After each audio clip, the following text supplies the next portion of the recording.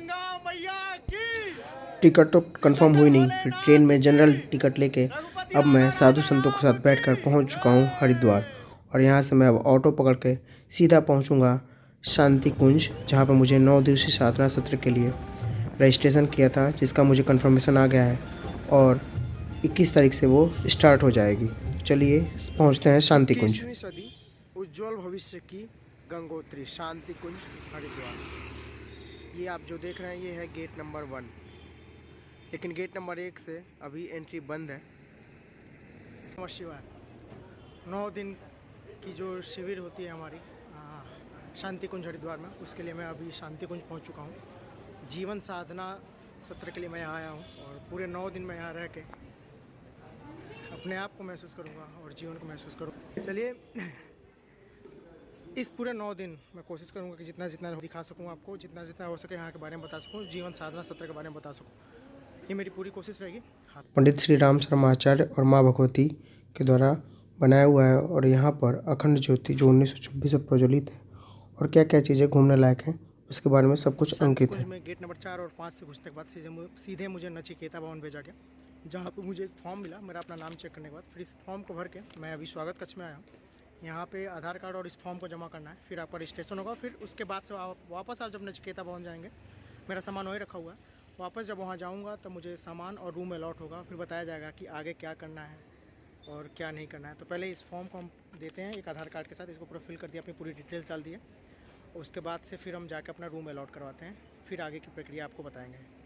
Reception में मैंने जब वो फॉर्म जमा किया तो मेरा एक उस फॉर्म की चेकिंग हुई, मेरा आधार कार्ड चेक किया गया और मेरा एक फ़ोटो खींचा गया एक वेरिफिकेशन के लिए, और ऐसा एक स्लिप बनाकर और एक आइडेंटिटी कार्ड बना के दे दिया गया। उस पर लिख दिया गया अनुराग तिवारी नचिकेता ए। अब मुझे नचिकेता ए में जाना है, वहाँ पे अपने आप को सूचित करना है कि मैं पहुँच चुका हूँ और मेरा रजिस्ट्रेशन नंबर देख के फिर मुझे रूम अलॉट कर दिया जाएगा। फिर आगे की प्रक्रिया उसके बाद वहाँ जाने के बाद पता चलेगी। तो चलिए चलते हैं नचिकेता भवन। पहुँच चुका हूँ मैं अब नचिकेता भवन, मेरा बैग भी यहीं पे है। अब आगे की प्रक्रिया यहाँ पर देखते हैं क्या होता है। हमारे नचिकेता भवन से दिखता हुआ शांति कुंज का शानदार दृश्य।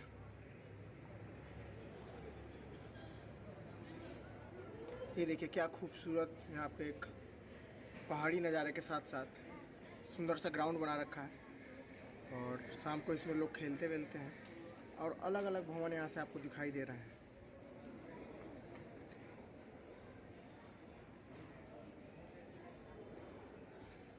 वहाँ से रजिस्ट्रेशन कराने के बाद से मेरी आईडी बन गई है 9 दिवसीय शिविर के लिए, और एक मुझे पूरा शेड्यूल दिया गया है कि 9 दिन में मुझे क्या क्या करना है, क्या क्या नहीं करना है, कितने बजे उठना है, कितने बजे सोना है, कितने बजे आरती होगी, कितने बजे कौन सा योग होगा, कब आपको माला जपनी है, और 2 धोती 2 धोती 2 कुर्ता, एक गायत्री मंत्र का दुपट्टा, एक माला और एक कार्ड होल्डर मुझे खरीदने के लिए बोला गया है। और शाम को आज रामकृष्ण हॉल में 5:45 पर सबको एकत्रित होने के लिए बोला गया है, जो संकल्प लिया जाएगा। मतलब कल से हमारी शिविर का जो टाइमिंग है वो कल से स्टार्ट होने वाला है, तो आज से हमें यहाँ पर रिपोर्टिंग करनी थी। तो कुछ किताबें भी लेनी है, कुछ सामान और भी हमें लेना है, जो चीज़ें यहाँ से लूँगा। रूम नंबर 36 मुझे अलॉट हुआ है नचिकेता भवन में, उसमें कुछ लोग और भी होंगे। तो अभी मैं रूम में जाऊँगा, अपना बेड लूँगा, उसके बाद से फिर जाकर मुझे रज़ाई गद्दे यहाँ से किराए पे लेने होंगे शायद। उसका क्या प्रोसेस है, कितने रुपए जमा करना पड़ते हैं, कितने रुपए क्या है, वो अभी जाके मैं पता करता हूँ।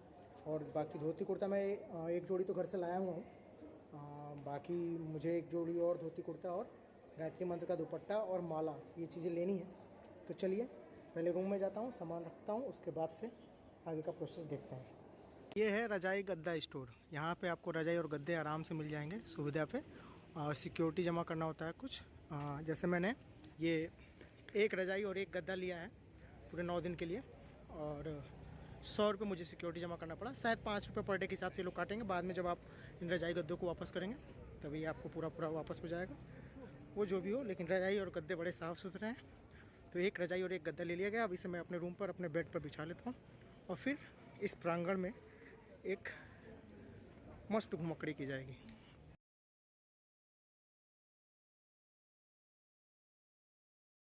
नमस्कार। आज 9 दिन का जो शिविर है हमारा शांति कुंज हरिद्वार में, उसका पहला दिन है। शिविर से एक दिन पहले आपको यहाँ आना होता है। और कल हमें शाम को 5:45 पे 5:45 बजे रामाकृष्णा हॉल में इकट्ठा होना था।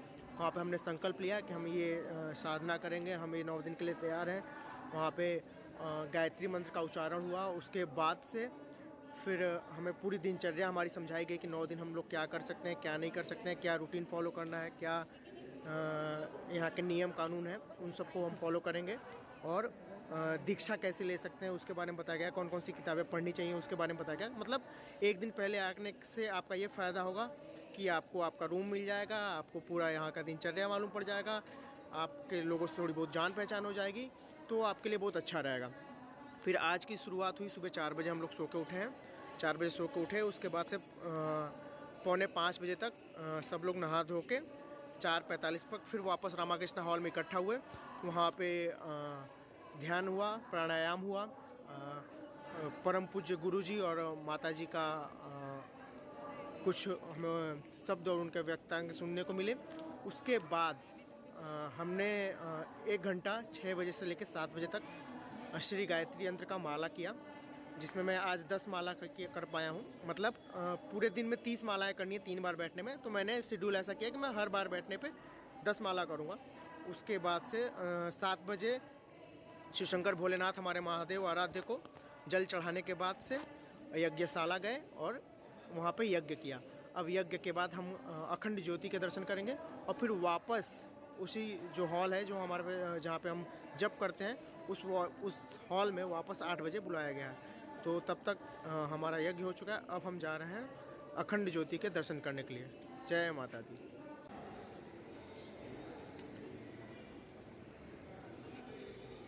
यहाँ पे है गायत्री माता का मंदिर और भटका हुआ देवता। भटका हुआ देवता पता है किसे कहते हैं? चलिए मैं आपको बताता हूँ भटका हुआ देवता क्या हुआ। माँ गायत्री का दर्शन, ये देखिए, भटका हुआ देवता मतलब आप खुद सोहम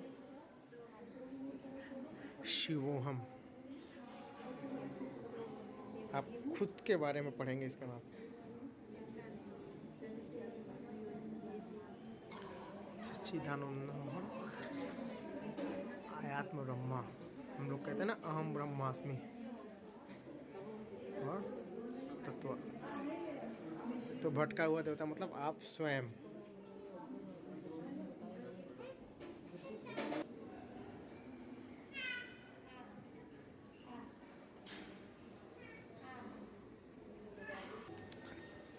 अब जा रहे हैं हम अखंड दीप दर्शन के लिए। युगों युगों सालों सालों से जलता हुआ ये दीप।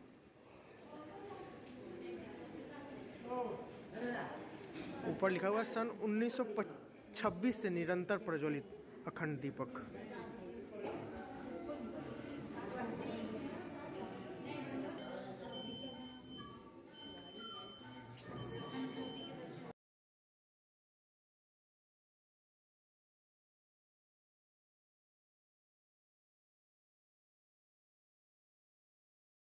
ये है जलपान गृह। जब आपको समय मिले तो आप यहाँ पर आए। यहाँ पे प्रज्ञा पेय पिए, प्रज्ञा पेय, चाय, कॉफ़ी सब अवेलेबल है। यहाँ पे जो बनी हुई नमकीन है, बेकरी भी है अंदर यहाँ पे, तो उस बेकरी में बनी हुई चीज़ें भी यहाँ पे मिलती हैं। साथ में यहाँ पे बहुत ही अच्छा मिलता है जो वो है बेसन की बर्फ़ी, नारियल की बर्फ़ी, मूंगफली की बर्फ़ी। ये बहुत फेमस है और लोग बहुत दूर दूर से आते हैं इसको लेके जाने के लिए। जैसे नारियल की बर्फ़ी आप देख रहे हैं यहाँ पे 260 रुपये किलो है, बेसन के लड्डू 180 रुपये किलो हैं। और मैं आपको बताऊंगा कि जब आप यहाँ पर आएँ तो यहाँ का डोसा ज़रूर खाएं। यहाँ का डोसा बहुत टेस्टी होता है, जो कि मुझे बहुत पसंद है। प्रज्ञा पे और डोसा। यहाँ पर ब्रेड पकौड़ा और समोसा और आलू पकौड़ा, कचौड़ी वगैरह भी मिलती है, लेकिन जो मज़ा डोसा में है ना यहाँ के, वो किसी में नहीं है। शायद 25 रुपये का डोसा आता है और बड़ा ही टेस्टी डोसा होता है। चलिए हम भी कुछ ब्रेकफास्ट करेंगे, नाश्ता करेंगे, फिर वापस अपने रामाकृष्ण हॉल जाएंगे। वहाँ पे संगीत का कार्यक्रम होगा। जय हिंद।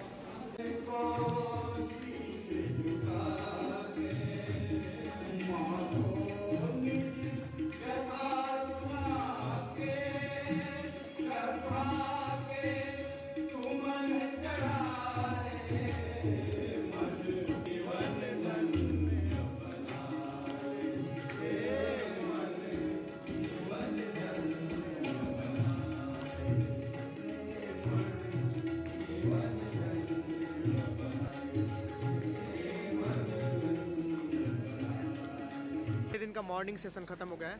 अभी 10 बज रहे हैं और अभी हम इस समय भोजन के लिए जो यहाँ पे जहाँ पे भोजन कराया जाता है, प्रसाद ग्रहण किया जाता है, वहाँ पे आए हुए हैं। और यहाँ पर आपको थाली खुद लेना है, उसको धोना है, गिलास को धोना है, खाने से पहले भी और खाने के बाद भी। और यहाँ पे बड़ा सात्विक और शुद्ध खाना दिया जाता है। और ऐसे ही पंक्ति गाँव में हम पंक्ति में बैठ के खाना खाते हैं, वैसे हमें पंक्तियों में बैठ के खाना खाना पड़ेगा। और अभी हमारे और साधक जो हमारे साथ के लोग हैं और जो भी हमारे यहाँ पे मित्र मिले हैं, क्योंकि मैं तो यहाँ अकेला आया हूँ, लेकिन जिन लोगों से यहाँ थोड़ी बहुत जान पहचान हुई है वो लोग भी आ रहे हैं।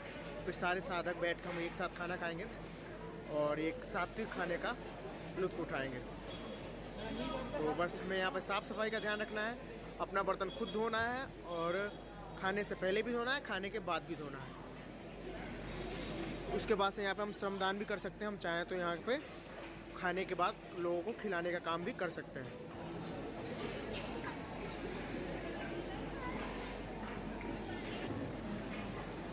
तो अब हम भोजन ग्रहण करेंगे।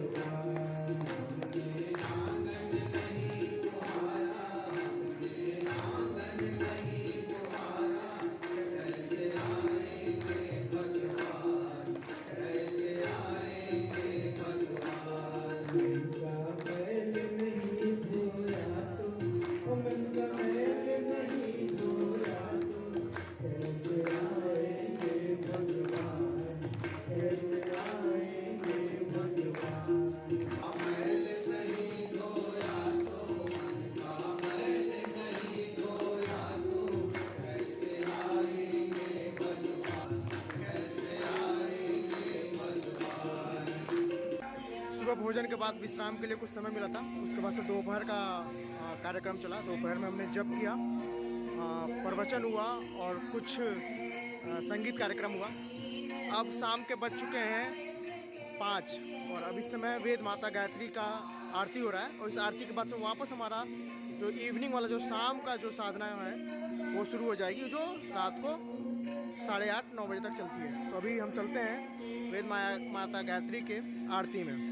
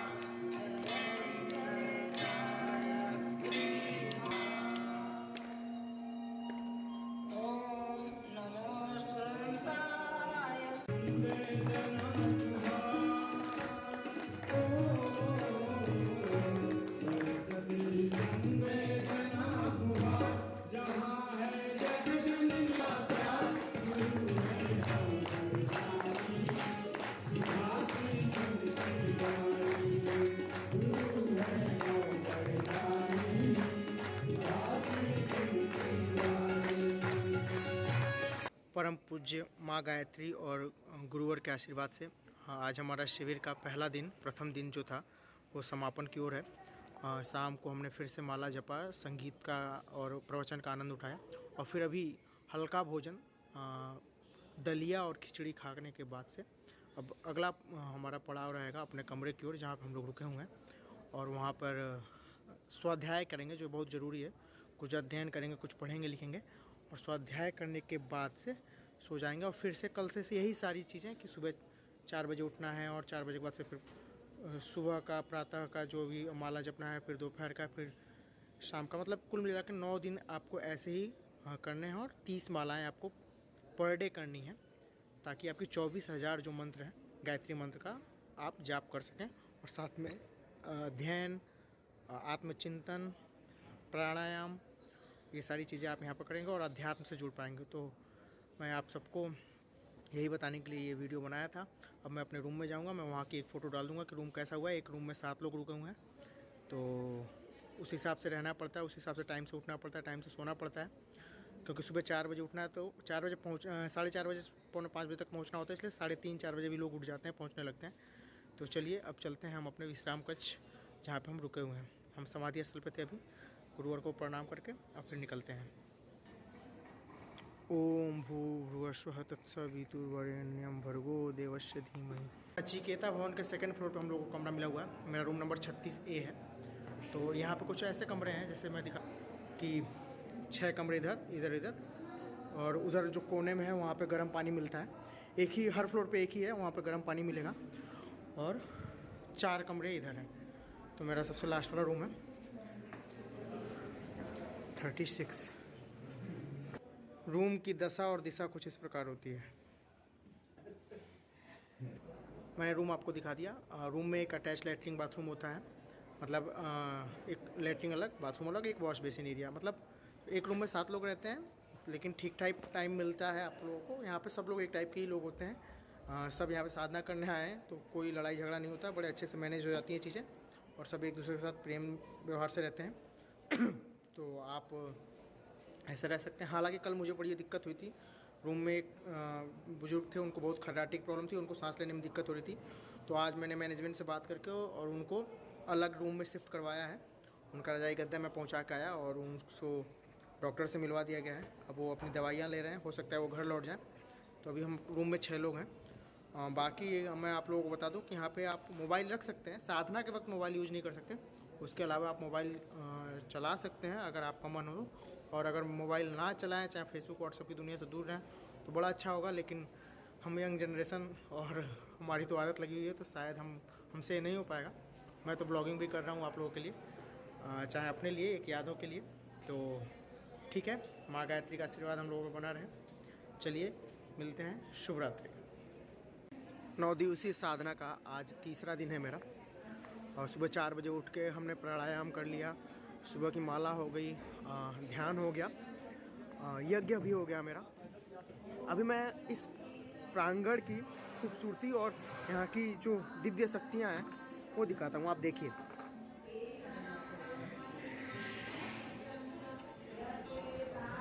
खूबसूरत उगता हुआ सूर्य, खूबसूरत उगता हुआ सूर्य, गुरुदेव वंदनीय माता जी का परम स्थली, समाधि स्थली, सारे साधकगण, प्रखर प्रज्ञा, समर श्रद्धा। ये उगते हुए सूर्य के साथ जो लोग यहाँ पे ध्यान कर रहे हैं, साथ में यहाँ पे यज्ञशाला में यज्ञ भी चल रहा है।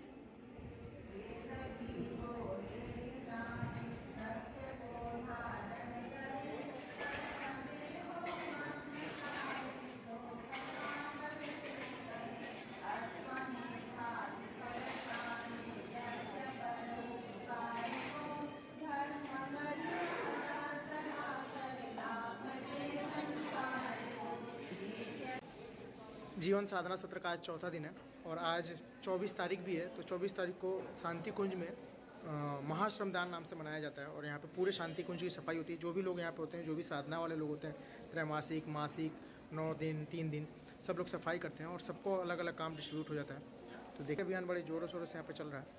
सब लोग पूरे सबको अलग अलग जोन मिला हुआ है। हम 10 लोगों को ये नालंदा भवन मिला हुआ है सफाई के लिए। और यहाँ पे जो भी परीक्षाएं होती हैं सांस्कृतिक परीक्षा, उसकी OMR शीट और चीज़ें पड़ी हुई हैं, पेपर्स पड़े हुए हैं। तो हम 10 लोगों को इसकी सफाई करनी है।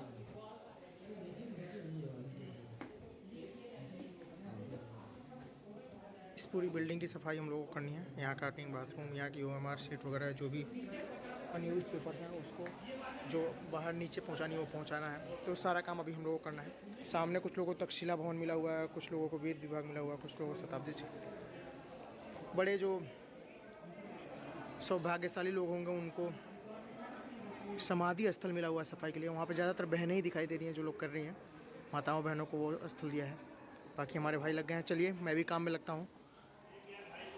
महाश्रमदान में श्रमदान चालू है और हमें ये जो भारी भारी OMR शीट्स हैं और रिजल्ट्स हैं लोगों के और उनके जो सर्टिफिकेट्स हैं उनको पहुंचाने का काम किया गया। मैं देखिए मैंने हरिद्वार का बंडल उठा रखा है, अभी इसको नीचे रखूँगा। और भाई लोग अलग अलग जगहों का, उत्तरकाशी कोई कहीं का उठा रखा है। फिर इसको एक ट्रॉली में रख के हमें सही जगह पे पहुंचाना है। तो सभी बड़े भाई लोग श्रमदान करने में लगे हुए हैं। पकड़ना बड़े भाई, इसको सजाइए। महादेव, ये नालंदा भवन में हमारा ड्यूटी लगा है। भारतीय संस्कृति बस्ट। जय हो।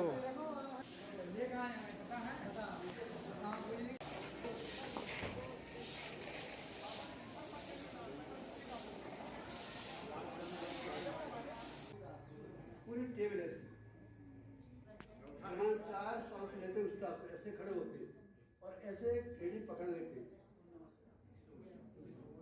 तमाम 5 सांस छोड़ते हुए यूं होता।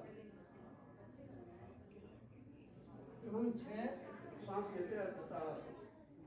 तमाम 7 सांस छोड़ते सुशांत से। तमाम 8 सांस लेते भुजंगा से। तमाम 9 बाएं से दाहिनी एड़ी देती कंधे के ऊपर से सांस की सामने ये भुजंगा। तमाम 10 ये भुजंगा। तमाम 11 सांस छोड़ते सुशांत करते। तमाम 12 सांस लेते अर्धताड़ा संपूर्ण। तमाम 13 सांस लेती सामान उत्कटासन। किताब में ना हाथ जोड़ मिलेगा, लेकिन आपको ऐसे ही करना है। तो ना मूल पुस्तक गुरुदेव की इसी तरह से है। मेरे पास है मूल 75 रुपये से। तमाम 14 सांस छोटे पर। तमाम 15 सांस लेते ताड़ा। तमाम 16 ओम। एक बार मंत्री के साथ देखो सारे बच्चे बूढ़े जवान सब झाड़ू लगा रहे हैं। अभी पोछा भी लगाएंगे। हाँ, काम कर रहे हैं कैसे बच्चे मन लगा के। इतना धुआं उड़ा दिए हैं कि खुद ही धूल धूल सूंघ रहे हैं। मजा आ रहा है, मजा आ रहा है।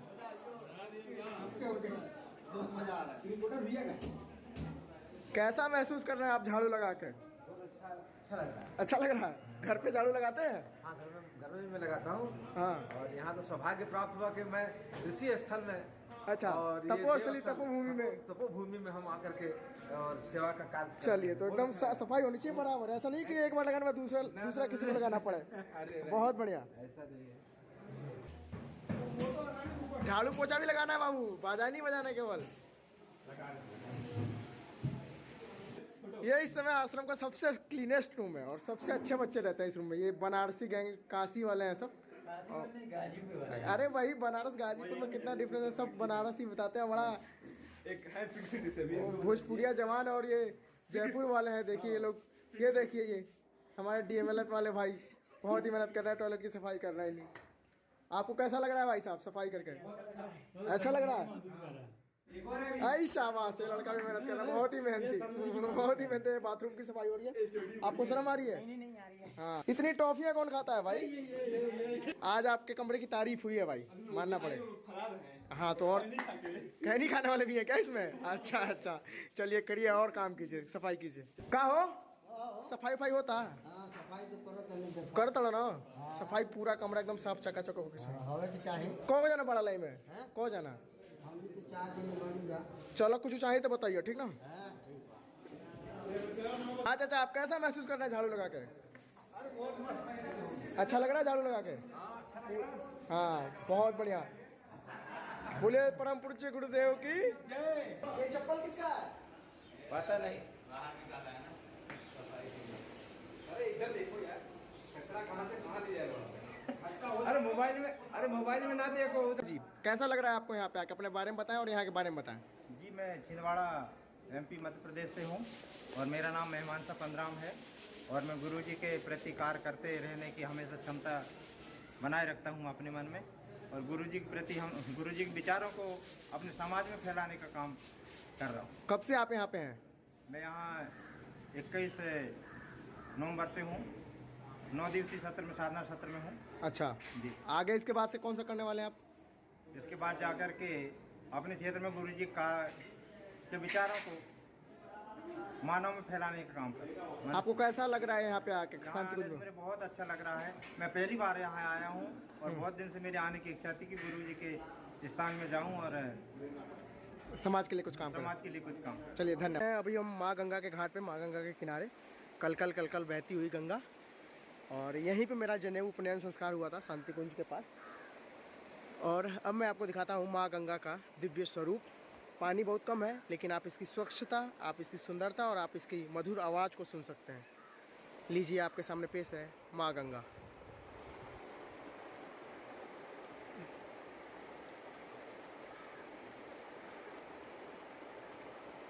शुद्ध निर्मल पानी।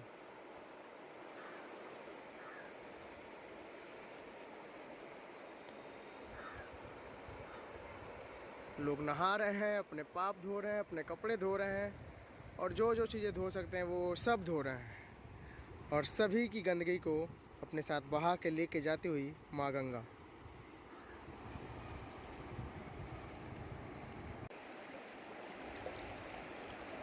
सही कहा जाता है शांति कुंज हरिद्वार के लिए। माँ गंगा की गोद, हिमालय की छाया और सप्त ऋषियों की तपोभूमि, गायत्री तीर्थ। और यहाँ गायत्री तीर्थ के पास है खूबसूरत दृश्य। जय हो। नमामि गंगे, नमामि गंगे। जय सूर्य देवता।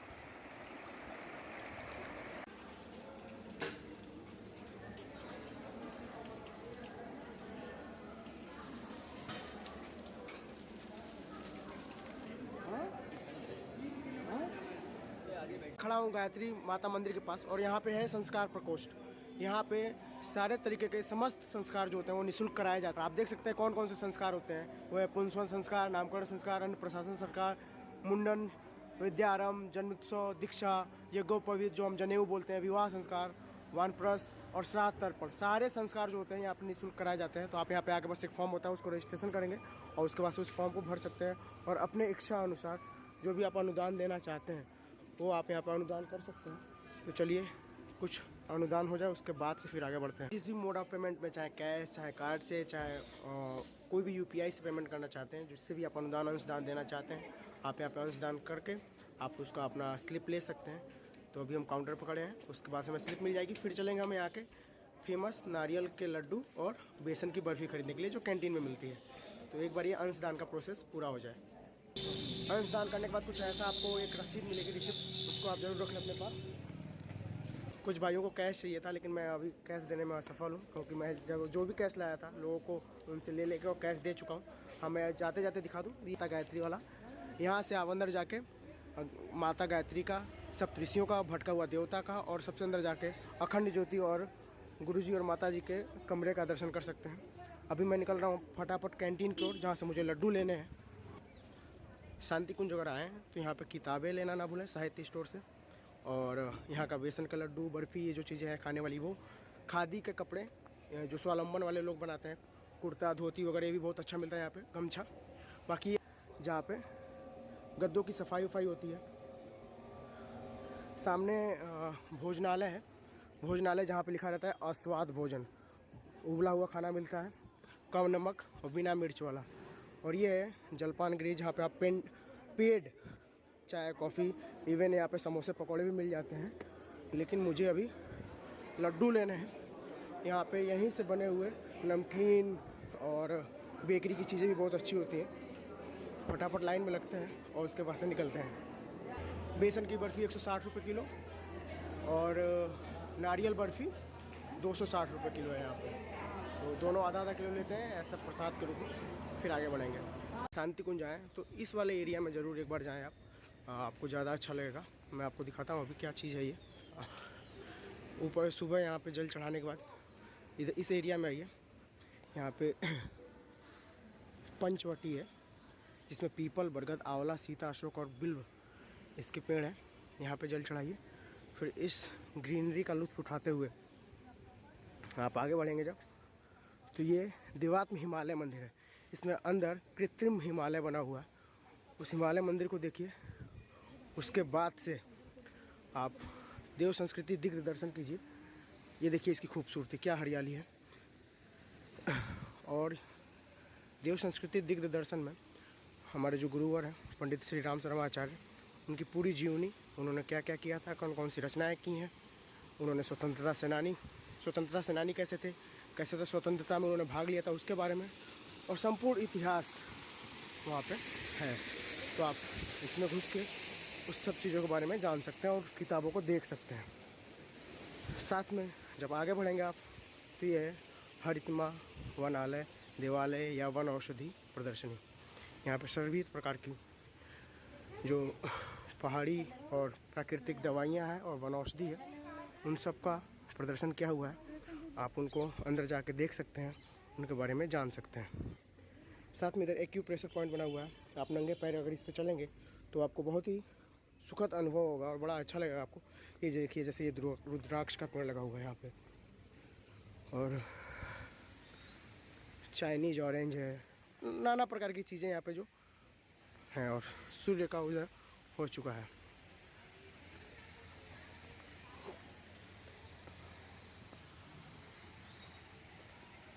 बहुत ही खूबसूरत लोकेशन।